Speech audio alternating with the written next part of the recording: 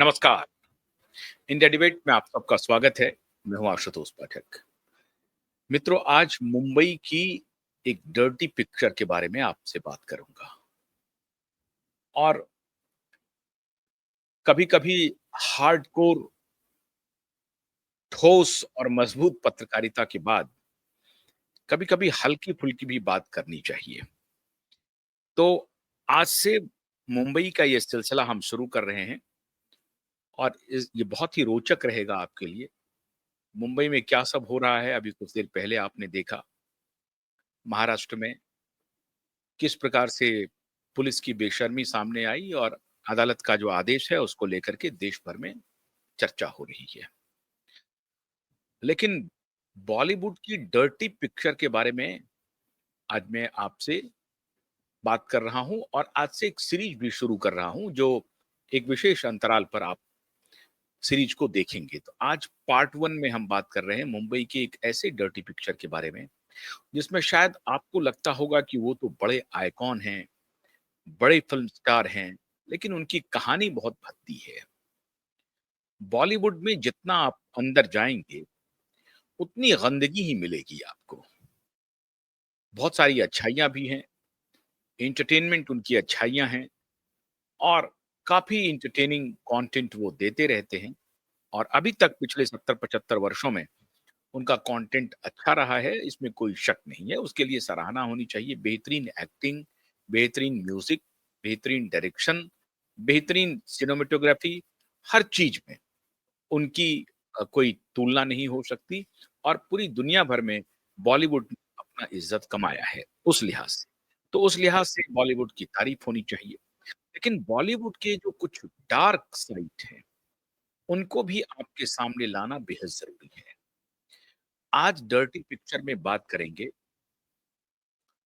जिनको आप और अभी वो लिविंग लेजेंड हैं, जिनको बड़े सम्मान से पूरा देश देखता भी है और ऐसा है कि हम लोग भी सम्मान करते हैं। लेकिन ऐसी डर्टी पिक्चर उन्होंने बनाई, जिसमें उनके लड़के और उनकी दूसरी पत्नी, दोनों ने मिलकर के उनके ही खिलाफ बगावत कर दी। मतलब पहली पत्नी के जो बड़े लड़के थे, वो और दूसरी पत्नी, मतलब सौतेली माँ और बेटा, दोनों ने मिलकर के उनके खिलाफ बगावत कर दी। आपको थोड़ा इशारा मिल गया होगा और वो भी ऐसी शख्सियत जिन्हें हैरान हूँ कि जिनके सामने दुनिया का जिसको ड्रीम गर्ल कहते हैं, उनसे उन्होंने दूसरी शादी की। आप समझ में आ गया होगा, मैं बात कर रहा हूँ सिने स्टार धर्मेंद्र की। मैं माफ़ी चाहता हूँ धर्मेंद्र के बारे में अगर मैं कोई ऐसी अनर्गल टिप्पणी कर रहा हूँ तो, लेकिन ये करना बहुत ज़रूरी है, हमारे दर्शकों को जानना ज़रूरी है कि बॉलीवुड में आखिर चलता क्या-क्या है और ये प्रेम के बहाने क्या-क्या खेल चलते हैं। तो आज मैं आपके सामने माननीय धर्मेंद्र साहब के कुछ रोचक किस्से रख रहा हूँ, बहुत रोचक है और आप हैरान हो जाएँगे। आप में से बहुत लोगों को मालूम होगा, बहुत लोगों को मालूम नहीं होगा। जो फ़िल्मों में रुचि रखते हैं, उन्हें तो ज़रूर मालूम होगा। बहुत सारे ऐसे लोग हैं जो फ़िल्मों में रुचि रखते हैं, लेकिन फ़िल्म स्टार की ज़िंदगियों में रुचि नहीं रखते हैं, तो उन्हें हो सकता है नहीं मालूम हो। लेकिन मैं दावे के साथ कह सकता हूँ कि ज़्यादातर आबादी को शायद धर्मेंद्र के इस चेहरे के बारे में पता। धर्मेंद्र पंजाब के रहने वाले थे और पंजाब से वो मुंबई जाते हैं। मुंबई में कब उनका स्ट्रगल होता है, किस साल वो इंडस्ट्री में प्रवेश करते हैं, ये सब आपको मालूम है। ये बताने की ज़रूरत नहीं है। आज उसी पक्ष पर बात करूँगा कि आखिर धर्मेंद्र की दूसरी पत्नी हेमा मालिनी और धर्मेंद्र का बड़ा बेटा सनी देओल, इन दोनों ने मिलकर एक साथ धर्मेंद्र के खिलाफ बगावत क्यों कर दी? उस बगावत का राज क्या था? क्या धर्मेंद्र दिलफेक इंसान है? अब हैं ये तो किसी से छिपा हुआ नहीं है। पहली पत्नी एक हाउसवाइफ थी उनकी, जिनसे उनको 3 बच्चे हुए और जब उन्होंने पहली पत्नी को दगा दिया, धोखा दी। तो बच्चों ने विरोध नहीं, बच्चों को लगा बात नहीं है, उनकी मर्ज़ी, वो विवाह करते हैं तो। धर्मेंद्र इस वक़्त इश्क शुरू मशहूर हेमा मालिनी, और हेमा मालिनी के उस वक़्त बहुत सारे दीवाने थे।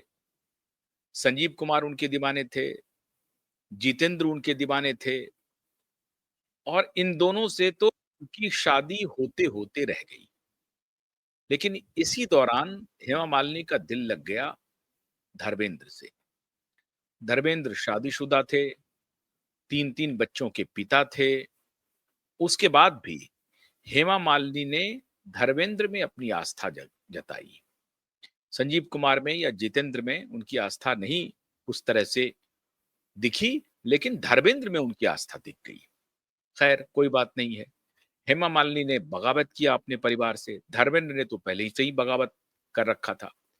हेमा मालिनी ने बगावत किया, और बगावत के बाद स्थिति ये हुई कि धर्मेंद्र की जो सास थी, दूसरी सास, मतलब हेमा मालिनी की माँ, उन्होंने शर्त रख दी कि धर्मेंद्र को अगर ये शादी करनी है, तो हेमा मालिनी अपना धर्म नहीं बदलेंगी, बल्कि धर्मेंद्र को अपना धर्म बदलना पड़ेगा। और फिर वो, खैर, यहाँ तक बात ठीक चली, पहली पत्नी ने भी स्वीकार कर लिया, और पहली पत्नी से जो बच्चे थे, उन्होंने भी इस बात को स्वीकार कर लिया और कहा कि कोई बात नहीं है, अब उनकी यही इच्छा है, तो उन्होंने ज़िंदगी के इस फैसले को स्वीकार कर लिया, बच्चों ने भी और उनकी पहली पत्नी ने भी। और जैसा कि आपको मालूम है, बॉलीवुड में ये चलन होता है कि नहीं, हमारी पहली पत्नी भी हमारी दोस्त है, उनसे भी हमारे रिश्ते अच्छे हैं, दूसरी पत्नी के भी साथ में हमारे रिश्ते अच्छे हैं। धर्मेंद्र के किस्से इसके पहले भी बहुत पुराने थे, और वो किस्सा था मीना कुमारी के साथ। मीना कुमारी ने काफ़ी मदद किया धर्मेंद्र को बॉलीवुड में। जिस वक़्त बॉलीवुड में धर्मेंद्र साहब स्ट्रगल कर रहे थे, उस वक़्त मीना कुमारी ने उन्हें काफ़ी हौसला दिया, मदद किया, और इस मदद के बदले में फल ये मिला कि वो मीना कुमारी के ही दीवाने हो गए। मीना कुमारी और धर्मेंद्र के बीच भी काफ़ी गहरा रिश्ता चला, और एक ज़माने में ये बात हुई कि मीना कुमारी संभवतः धर्मेंद्र के साथ शादी कर लेंगी। लेकिन ऐसा हो नहीं पाया, और फिर मीना कुमारी कमाल अमरोही की पत्नी बन गई, और फिर इसके बाद जो मीना कुमारी की जो घटना है, वो पूरी दुनिया को मालूम है। बहुत कम उम्र में, 39 वर्ष की उम्र में उन्होंने इस दुनिया को छोड़ दिया, और वो वो जो उस झटका था, वो अपने पति के बेरुखी का था, कमाल अमरोही के बेरुखी का था। आखिर के दिनों में मीना कुमारी शराब पीने लगी, उसके बाद बीमार हुईं, और बॉलीवुड की 2 मशहूर एक्ट्रेस, जिसमें मीना कुमारी और मधुबाला, इन दोनों को आप कह सकते हैं, दोनों की स्थिति एक प्रकार से बहुत ही बुरी रही, और अंत बहुत बुरा हुआ, मीना कुमारी का भी और मधुबाला का भी। लेकिन आज मीना कुमारी और मधुबाला की चर्चा मैं आपसे नहीं कर रहा हूँ। आखिर ऐसी क्या बात हो गई कि धर्मेंद्र ने हेमा मालिनी को भी धोखा दे दिया? क्या अपनी पहली पत्नी के प्रेम में? क्या अपने बच्चों के प्रेम में? बिल्कुल नहीं।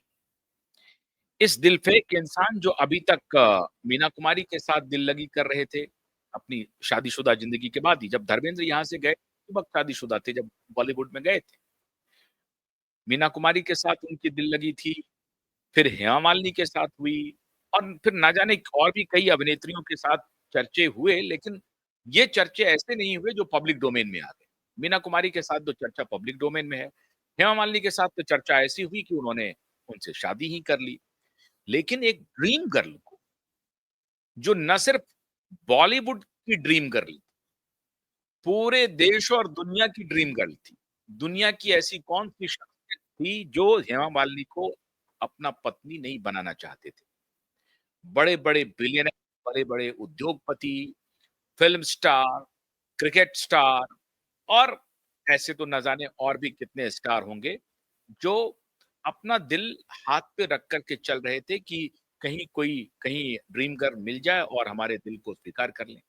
तो इस तरह से किस्सा हमेशा चलता रहा।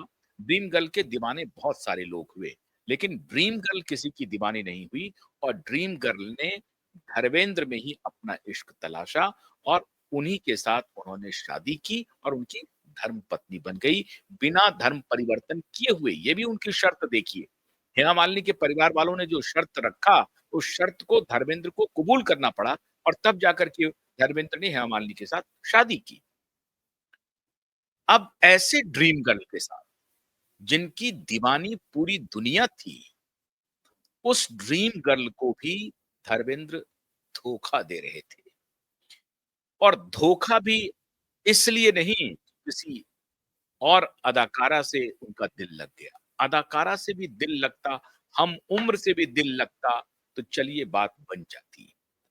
अपने से 27 वर्ष छोटी, अपने से 27, आप ध्यान से सुनिए, अपने से 27 साल छोटी, 27 वर्ष छोटी एक फ़िल्म एक्ट्रेस के साथ माननीय धर्मेंद्र का दिल लग गया और दिल इस कदर लगा कि वो अपनी दूसरी पत्नी को भी तलाक देने की हालत में आ गए।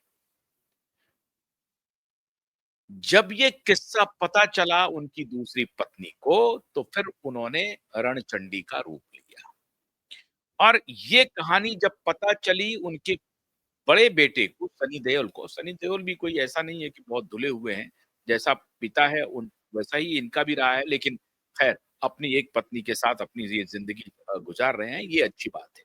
और बाकी जो इनके सनी देओल और जो बॉबी देओल हैं और भी जो लोग हैं, वो एक सामान्य ज़िंदगी एक्टर होने के बाद भी वो गुज़ार रहे हैं। अपने पिता से उन्होंने सीख ली कि हमें उस रास्ते पर नहीं जाना है, जिस रास्ते पर हमारे पिता चल रहे थे। लेकिन माननीय धर्मेंद्र साहब को ड्रीम गर्ल से भी तसल्ली नहीं हुई, ड्रीम गर्ल भी उन्हें संतुष्ट नहीं किया। वो पहुँच गए अपने से 27 साल छोटी एक्ट्रेस के पास और उस एक्ट्रेस का नाम था 1980-90 के दशक की मशहूर एक्ट्रेस अनीता राज। और जिन्होंने 80-90 की फ़िल्मों को देखा होगा, वो अनीता राज के दीवाने हुए बिना रहे नहीं और उस वक़्त अनीता राज एक-एक साल में 10-10 हिट फ़िल्में देने वाली, रिकॉर्ड बनाने वाली अभिनेत्री बनी। एक साल में किसी अभिनेत्री ने 10 फ़िल्में दी और 10 के 10 सफल फ़िल्में रहीं। अनीता राज ने दी। 10 के 10 ऐसा नहीं था कि सारी फ़िल्में बॉक्स ऑफिस पर धमाल मचा रही थी। 10 में से 5-6 मतलब ज़्यादातर फ़िल्में 50% से स्ट्राइक रेट रहा और ज़्यादातर फ़िल्में अनीता राज की बॉक्स ऑफिस पर धमाल मचाती रही। अनीता राज एक मशहूर एक्टर की बेटी थी और वो एक्टर थे जिनको आपने रुपहले पर्दे पर सबसे अधिक पुलिस इंस्पेक्टर के वेश में देखा होगा, रोल में देखा। सबसे ज़्यादा अगर उन्होंने फ़िल्में की, तो उनके पिता पुलिस इंस्पेक्टर थे और एक पुलिस इंस्पेक्टर की बेटी, अभी तो ये कहानी और बड़ा दिलचस्प है। इनकी अगर आप तस्वीर देखेंगे, अभी में तो जो तस्वीर देख रहे हैं उसमें एक पिक्चर है और ये दूसरे किरदार में हैं। लेकिन इनका रिकॉर्ड फ़िल्मी दुनिया में सबसे अधिक फ़िल्मों में एक ही भूमिका में, पुलिस की भूमिका में रहा और ये रिकॉर्ड कोई नहीं तोड़ सका। इनके साथ एक घटना ये घटी कि पुलिस में रहने के बाद इनको एक बार जेल भी जाना पड़ा, चोरी के जुर्म में, जेल भी जाना पड़ा। तो रुपहले पर्दे पर जो पुलिस की भूमिका निभा रहे थे, उनको चोरी के इल्ज़ाम में जेल जाना पड़े, ये भी बड़ा दिलचस्प है। तो ख़ैर, इस पुलिस इंस्पेक्टर की बेटी थी अनीता राज। अब अनीता राज फ़िल्मों में जाना चाहती थी, ये बचपन से नहीं था, लेकिन जैसे-जैसे वो युवा हुईं और जब उनको लोगों ने देखना शुरू किया, वो कॉलेज में गईं, उसके बाद एक बार उनको उनकी सहेलियों ने कहा कि आप फ़िल्मों में क्यों नहीं ट्राई करती? तो कहा कि ठीक है, करते हैं। उन्होंने अपने पिता से फिर उनकी मुलाकात यश चोपड़ा से हुई और यश चोपड़ा ने उन्हें बुलाया। 2 ऐसे फ़िल्म प्रोड्यूसर थे जिन्होंने उन्हें बुलाया और दोनों ने पहली ही नज़र में उन्हें पसंद किया। एक प्रोड्यूसर थे यश चोपड़ा और दूसरे प्रोड्यूसर थे अ, ऋषिदा ऋषिदा कहते हैं ऋषिकेश मुखर्जी। ऋषिकेश मुखर्जी और यश चोपड़ा दोनों ने अनीता राज से मुलाकात की और दोनों को अनीता राज पहले ही नज़र में आ गए और दोनों ने उन्हें कहा कि आप हमारी फ़िल्मों में काम करें। यशराज प्रोडक्शन में भी काम किया, ऋषिकेश मुखर्जी की भी फ़िल्मों में काम किया और इस तरह से अनीता राज एक मशहूर फ़िल्म एक्ट्रेस के रूप में पूरी दुनिया के सामने आ गई। अब वो अनीता राज जो लगातार हिट फ़िल्में दे रही, उनका राफ्ता एक बुजुर्ग अभिनेता अपने से 27 साल बड़े अभिनेता माननीय धर्मेंद्र के साथ हो गया। धर्मेंद्र के साथ उन्होंने 1-2 फ़िल्में की। आप याद कीजिए धर्मेंद्र, सनी देओल, अनीता राज और शर्मिला टैगोर। शर्मिला टैगोर, अनीता राज नहीं अमृता सिंह थी और सनी देओल एक फ़िल्म में साथ आए थे। तो सनी देओल के साथ भी अमृता सिंह अनीता राज फ़िल्मों का ऑफ़र मिला था। लेकिन सनी देओल को जब ये पता चला कि हमारे पिता का रोमांस चल रहा है अनीता राज के साथ, सनी देओल ने पहली फुर्सत में अपने सारे कॉन्ट्रैक्ट कैंसल कर दिए और उन्होंने कहा कि मैं अनीता राज के साथ कोई फ़िल्म नहीं करूँगा। ये नाराज़गी का आलम था सनी देओल का अनीता राज से। लेकिन उस तरफ दीवानगी उनके पिता की थी अनीता राज के लिए। अब उन्हें कैसे रोकें? अब यहाँ पे अनीता राज के खिलाफ बगावत करने सनी देओल जिनकी की बहुत अच्छी दोस्ती शुरुआत में हेमा मालिनी के साथ नहीं थी, क्योंकि हेमा मालिनी के ऊपर तोहमत लगी थी कि हेमा मालिनी ने उनके पिता को उनकी माँ से छीना है और उनके परिवार से छीना है। इसलिए बहुत कॉर्डियल रिलेशन नहीं थे। लेकिन इस एक मुद्दे पे, जहाँ पर कि दोनों का स्वार्थ टकरा रहा था, दोनों का स्वार्थ सिद्ध हो रहा था बल्कि एक साथ आने थे और वो पॉइंट था अनीता राज की मुखालफत करना, उसके खिलाफ खड़ा होना। क्यों? क्योंकि एक तरफ पति और दूसरे तरफ पिता, दोनों पति और पिता अनीता राज के चक्कर में फँस गए थे। तो सनी देओल और हेमा मालिनी ने एक प्रकार से ट्रूस किया और इस दोनों की इस मुद्दे पर दोस्ती हुई और कहा कि हम अनीता राज के खिलाफ लड़ाई में हम दोनों को एक साथ आना चाहिए और वो दोनों एक साथ आए। बड़ी छीछा-लेदर हुई, जहाँ-तहाँ जग हँसाई हुई धर्मेंद्र की। हर जगह यही चर्चा हो रही थी कि धर्मेंद्र को हो क्या गया है? अगर हम उम्र से किसी से कोई अफेयर होता है तो बात मानी जा सकती है। लेकिन अपने से बेटी से के भी उम्र से भी कम उम्र की लड़की के साथ आप अगर अफेयर करते हैं, तो ये आपके चरित्र के दुर्गुण को दिखलाता है, आपके चारित्रिक दोष को दिखलाता है। ये जो आपकी फैंटेसी है, वो आपको एक घटिया कलाकार के घटिया व्यक्तित्व की श्रेणी में लाके खड़ा करता है। बड़ी नेमिंग-सेमिंग हुई धर्मेंद्र की बॉलीवुड में इस एक घटना को लेकर के और इस नेमिंग-सेमिंग करने में पत्नी और बड़ा बेटा, दोनों ने मोर्चा खोला। हालाँकि पहली पत्नी ने भी मोर्चा खोला होगा, दूसरे बच्चों ने भी मोर्चा खोला होगा, लेकिन उसकी चर्चा इतनी मशहूर नहीं हुई। मशहूर हुई चर्चा हेमा मालिनी की और सनी देओल की। अपने पति और पिता के खिलाफ बगावत की, अनीता राज को लेकर। अनीता राज को जब ये बात पता चला कि हेमा मालिनी और सनी देओल ने हमारे खिलाफ मोर्चा खोल दिया है और पूरे फ़िल्म इंडस्ट्री में हमारी बदनामी हो रही है, इनके पिताजी को जब ये इस बात का मालूम हुआ, तो अनीता राज ने सोचा कि अब मुझे धर्मेंद्र से रिश्ते को तोड़ लेना है और बड़े भारी मन से दोनों ने एक-दूसरे को अलविदा कहा।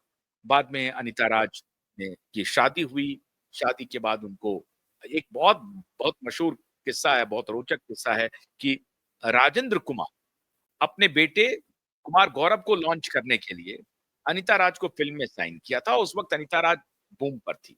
लेकिन अनफॉर्च्यूनेटली अनीता राज की नई-नई शादी हुई थी। वो 7-8 महीने की प्रेग्नेंट हो गई थी और 8वें महीने में भी राजेंद्र कुमार ने अपने बेटे को लॉन्च करने के चक्कर में वक़्त नहीं बर्बाद करना चाहते थे। तो वो अनीता राज के ऊपर दबाव बनाते रहे कि भई आप हमें डेट्स दीजिए और आप शूटिंग के लिए रेगुलर आइए। अनीता राज ने कहा कि मैं प्रेग्नेंट हूँ, मेरी समस्या है, आप इसे समझें। लेकिन राजेंद्र कुमार ने एक नहीं सुनी और राजेंद्र कुमार ने उन्हें मजबूर किया और एक दिन ऐसी हालत हो गई कि फ़िल्म के सेट पर ही उनको परेशानी हुई, फिर हॉस्पिटल ले जाया गया। किसी प्रकार से अनीता राज की जान बची, फिर वहीं डिलीवरी हुआ और एक बेटे को उन्होंने जन्म दिया।